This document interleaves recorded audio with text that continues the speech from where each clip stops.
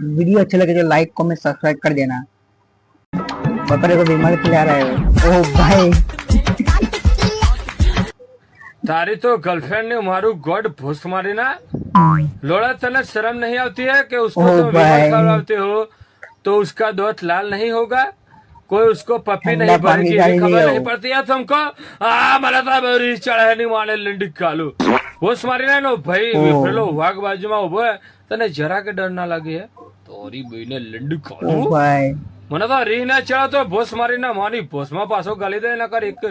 land ઉપર લાત મારીને આ કેવો ગાલી દીધો નહીં મજા આવી ગઈ ને